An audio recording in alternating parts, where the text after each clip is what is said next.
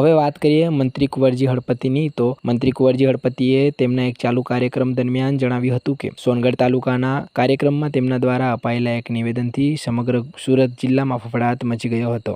અને ત્યારબાદ કોંગ્રેસ અને આમ આદમી પાર્ટી પક્ષનું નામ લેતા જણાવ્યું હતું કે આ પાર્ટીઓ ચૂંટણીના સમયે નવા નાટકો કરતી હોય છે.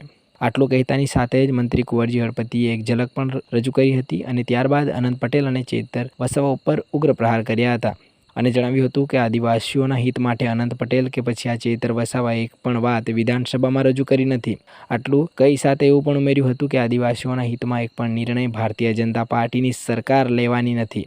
ત્યારે આ મંત્રી કુંવરજી હળપતિના અપાયેલા આ નિવેદન ઉપર આમ આદમી પાર્ટીના એમએલએ ચેતર વસાવાએ મંત્રી કુંવરજી હળપતિ ઉપર કેવા પ્રહારો કર્યા, ચાલો સાંભળીએ. રાજ્ય કક્ષાના મંત્રી કુંવરજી હળપતિ દ્વારા માંડવી ખાતેના એક જાહેર કાર્યક્રમમાં જાણે સરસ્વતીએ કંઠે બેસીને એમની જે અંદરની વાત હતી તે બહાર મૂકી છે એવું અમને લાગે છે. એમણે પોતે સ્વીકાર્યું છે આદિવાસી સમાજના હિતમાં ભાજપે ક્યારેય નિર્ણય લીધો નથી અને લેશે નહીં.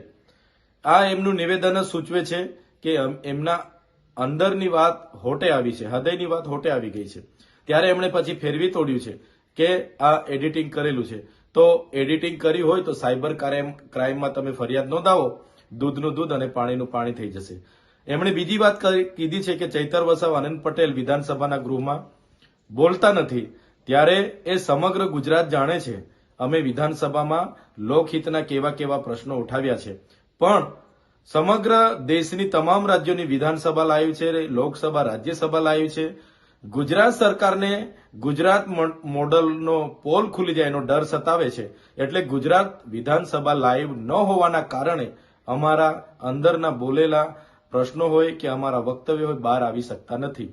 એમણે જે અમારા પર આક્ષેપો કર્યા છે ત્યારે એમને હું વિનંતી કરું છું કે તમારી સરકાર છે, તમે ટ્રાઇબલ સપ્લાન માંડવી, સોનગઢ, વાંસદા, ડાંગ, ભરૂચ અને નર્મદા જે તમારા લાગતા વળગતાની એજન્સી વીર એન્ટરપ્રાઇઝ, લાલા રેફ્રિજરેટર અને સંદીપ શાહ, દિવ્યેશ શાહ અને જીતેશ શાહની જે પણ કામગીરીઓ છેલ્લા 5 વર્ષમાં થઈ છે, જેમ કે ટેરાફિલ, બંક બેડ, બાયોગેસ, ડુઇલ કિટ જેવી તપાસ કરાવો તો 5 વર્ષની કામગીરીમાં હું ચેલેન્જ સાથે કેમ છું 2000 થી 2500 કરોડનું કૌભાંડ તમારું બહાર આવે છે તે કેમ તમે સ્વીકારતા નથી?